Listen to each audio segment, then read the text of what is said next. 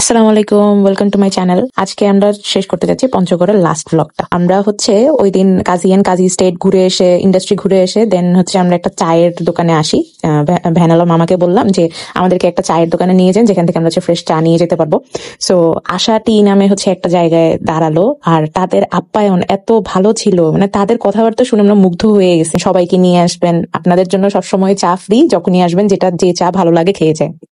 যেহেতু হোটেলটা বর্ডারের পাশে, মানে বর্ডার খুবই কাছে, তো আমরা রাতের বেলা সবকিছু এক্সপ্লোর করছিলাম। আচ্ছা, দোকানগুলোতে কি আছে, কোন দিকে কি আছে। আমরা মিষ্টির দোকানে গেলাম, চায়ের দোকানে গেলাম। তো ওখানে বেশিরভাগ তো চাই থাকার কথা, তো চা ছিল, অনেক রকমের চা আমাদেরকে খুলে খুলে দেখাচ্ছিল। তারপর আমরা অনেকবার চা খাইছি। ঘুম না হওয়ারও একটা রিজন চা। বাট আমরা যেহেতু ট্রেনে অনেকে ঘুমাইছি, অনেকে ঘুমাইনি, অনেকেই ক্লান্ত ছিল। বাট ওই দিন সবাই একসাথে থাকলে আসলে ঘুম হয় না, আড্ডা চলে। ঠিক আছে, গেল। তবে আমার এই যে ফ্রেন্ড গুলোকে দেখতেছেন, এরা 20-30টা করে মিষ্টি খাইছে।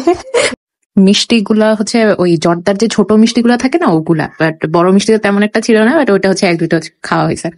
তো উনারা আমাদেরকে ছেলে মেয়েদের মতো আদর করে সবকিছু খাওয়াইতেছে, যে আচ্ছা এটা খেয়ে যান, ওটা টেস্ট করে যান, এই সেই। আমার নর্মালি মিষ্টি পছন্দ না, তো আমি মিষ্টিও খাইনি, আমি একটা চকলেট খাইছি। আর এই যে পোলাপান জিলাপি খাইতেছে, আমি জিলাপিও খাইনি। আবার আমরা একটু একটু যে ভাজা পোড়া টুকটাক কি পাওয়া যায় এগুলো দেখছিলাম। তারপর আমাদের রাতের বেলা তো বর্ডার ওখানে দেখার কিছু নাই, বাট তাও আমরা ভাবছি যে নদীর পাড়ে যাবো, নদীর পাড়ে যে বর্ডার দেখে আসি। তো সবাই একসাথে ভালো আছে, একসাথে যাই, কারণ যেহেতু এখন সেফ না বর্ডার। সো পরে রাতের বেলা আমরা সবাই একসাথে মিলে ভ্যানে করে উঠে বর্ডার পর্যন্ত গেছি। একদম খালি জায়গা, আসলে দেখার কিছু নাই, কারণ মাঝখানে পুরোটা একটা বিশাল খাদের মতো মনে হয়। আর ওই পাশে বিএসএফ রা, এই পাশে বিজিবিরা আছে। তো অত বেশি চিল্লানো চেঁচামেচি এগুলো করতে মানা করে, বাট দেখা যায়। তারপর ফেরার পথে শুনলাম যে আচ্ছা বারবিকিউ করবে, বাট তার আগে আমরা ভাবলাম আশাটি থেকে আরেকবার ঘুরে আসা যাক। তো আমরা সবাই মিলে না আবার আশাটিতে গেছিলাম। ওখানে যে আমরা ব্যাডমিন্টন খেলে আসছি, বাচ্চাদের সাথে খেলছি, নিজেরা খেলছি। তারপর ওনারা আমাদেরকে আরো 2-3 বার করে চা খাওয়াইছে, গোল্ডেন টি, ইয়েলো টি, আরো কি কি জানি ছিল। তো অনেক রকমের চা ছিল, আমাদের সুবাদও অনেকে গেছে, অনেকে কিনে নিয়ে আসছে। আবার আমি আবার আরেকটা কিনছি, সকালে কিনছি, রাতের বেলা একটা কিনছিলাম, সকালে যে আবার ইয়েলো টিটা কিনছিলাম। কারণ তাদের চায়ের স্মেল এত স্ট্রং, মানে খাবো কি, মানে স্মেল নিলেই ভালো লাগে। বারবিকিউ শেষ, এই এখন খাবার দাবার পালা, সবকিছু আয়োজন করা শেষ। তো তার আগে বলি যে first impression is the last impression, right? So ওই জায়গায় যে মানুষের যে ব্যবহার দেখলাম, সবারই এমন না যে আমরা শুধু চা খেতে গেছি বা এখানে গেছি ওখানে গেছি, ওদের কথা না, সবাই এমন ছিল। মানে ওনারা অনেক সফটলি কথা বলতে পছন্দ করে, ওনাদের মধ্যে কোনো হার্শনেস নাই, কোনো বিরক্তি আমি দেখি নাই। ওই দিনকারও বার্থডে ছিল, আই গেস, কেক কাটছিল, তারপর কেকটা মজা ছিল। এই যে সানরাইজিং দেখা যায়, সকালটা অনেক সুন্দর লাগে ওখান থেকে। যদিও আমরা কাঞ্চনজঙ্ঘা দেখার জন্য কয়েকবার ওইদিকে গেছি, বাট আমরা কাঞ্চনজঙ্ঘা দেখতে পারি না, ব্যাড লাক। বাট সানরাইজটা দেখছি, প্লাস আশপাশের জায়গাগুলো এমনি নীরব থাকে, তার উপর সকালবেলা আরো সুন্দর লাগে। রাত একরকম সুন্দর, সকাল একরকম সুন্দর। তারপর আমরা সবাই একসাথে মিলে চা খাচ্ছিলাম। সবাই তো আর আসে নাই, কারণ অনেকে ঘুম দিছে এই ভোরবেলা, 1-2 ঘন্টা ঘুমাই নিয়ে তারপর না হয়ে উঠবে।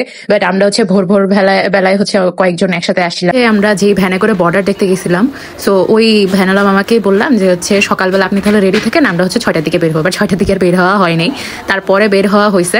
বাট উনি আমাদেরকে ওই দিন সারাদিন সবকিছু ঘুরে ঘুরে দেখাতে চাইলো, যে আচ্ছা ওই আই লাভ তেতুলিয়া, তারপর আরো ইন্ডিয়ার চা বাগান, আরো কিছু জায়গায় নিয়ে যেতে চাইলো। তো আমরা ঘুরে ঘুরে দেখছিলাম। সকালের রোদ এমনিই সুন্দর, তার উপর চা বাগান, তার সাথে সূর্যের মিষ্টি আলো। কথাটা কিন্তু সত্যি যে এমন দেশটি কোথাও খুঁজে পাবে না গো তুমি, সকল দেশের রানী সেজে আমার জন্মভূমি। আমাদের বাংলাদেশ যথেষ্ট সুন্দর, যথেষ্ট সুন্দর। বাহিরের দেশে মানুষ ভ্রমণ করতে যায় ঠিকই, তবে আপনি আপনার দেশে যখন থাকবেন তখন দেখবেন আলাদা একটা প্রশান্তি মনে হয়।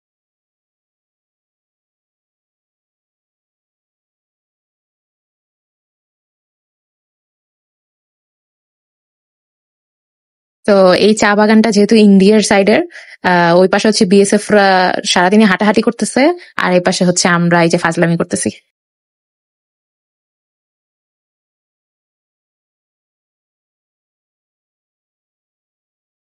জায়গাগুলো এত সুন্দর যে ফিরতে ইচ্ছা করছিল না, তবে কি করার, আবার সেই ব্যস্ততম জীবনে ফিরতে হবে এই সুন্দর গ্রিনারিজ রেখে। আমরা আসার পথে দেখি ওরা মাত্র ঘুম থেকে উঠছে, সো আমরা সকালে চা খাইছি, আবার চা খাইতেছি, কারণ এই দুধের ঘন স্বর দিয়ে যে চাটা ছিল, এই হোটেল যিনি দেখাশোনা করেন উনি আমাদের পাইলে দেখাচ্ছিলেন যে আপনারা যেই তালাই ছিলেন ওখান থেকে হচ্ছে কাঞ্চনজঙ্ঘা দেখা যায়। খুব সুন্দর লাগছিল মোবাইলে, বাট আমরা তো আর দেখতে পারি নাই। তো উপরে থেকে একটু চারপাশে ভিউ দেখছিলাম, তারপর আমরা সবাই একসাথে নাস্তা করলাম সকালে। যেহেতু আশা টিজের আঙ্কেলটা বলেছিল যে আপনারা যাওয়ার আগে আরেকবার এসেন, চা খেয়ে যান। আপনারা আবার আসবেন কবে তা তো কোনো ঠিক নেই, কিন্তু যাওয়ার আগে হচ্ছে চা খেয়ে যান। আমরা আবার গেলাম, তো তখন আমি হচ্ছে একটা ইয়েলো টি নিয়েছিলাম, চা খেয়ে দেন হচ্ছে এখন আবার রওনা দিব।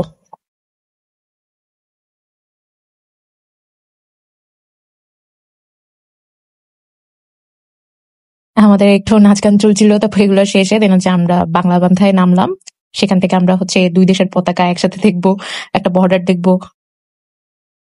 একরকম একটা মিষ্টি খেলাম, মানে একটু বরফি টাইপের কেমন জানি, বাট অনেক মজা ছিল। তারপর 12 ভাজা খাইছি ঝাল ঝাল করে, আবার পেয়ারা মাখাও ছিল। তারপর একসাথে সবাই লাঞ্চ করার জন্য নামলাম। লাঞ্চ শেষে দেন আবার জার্নি।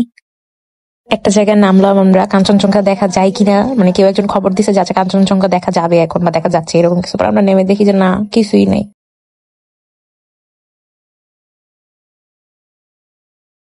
সবাই বিকেলের দিকে একটা জায়গায় নামলাম, যেহেতু শীতের দিন তো তাড়াতাড়ি হচ্ছে সন্ধ্যা হয়ে যায়। তো একটু খাওয়া দাওয়া করে তারপর আবার গন্তব্যস্থলে যাচ্ছি। এখানে দেখলাম হালখাতা হচ্ছে, মানে আগে শুধু বইতেই পড়ছে, আচ্ছা বৈশাখের সময় বাকি যে টাকাগুলো থাকে ব্যবসায়ীদেরকে সেটা দিতে আসে, সেটা অনেকটা আয়োজন করে করে, এটা আসলে এখানে হচ্ছিল। এই ট্যুরটা আসলেই সবাই অনেক এনজয় করছি, শুধু কাঞ্চনজঙ্ঘাই দেখা হয় নাই। But thanks to you love business club এত সুন্দর করে হচ্ছে ট্যুরটা সাজানোর জন্য। ইনশাল্লাহ নেক্সট অন্য কোথাও যাওয়া হবে। দেখা হবে নেক্সট কোনো ব্লগে, ততক্ষণে পাশেই থাকবেন। আল্লাহ হাফেজ।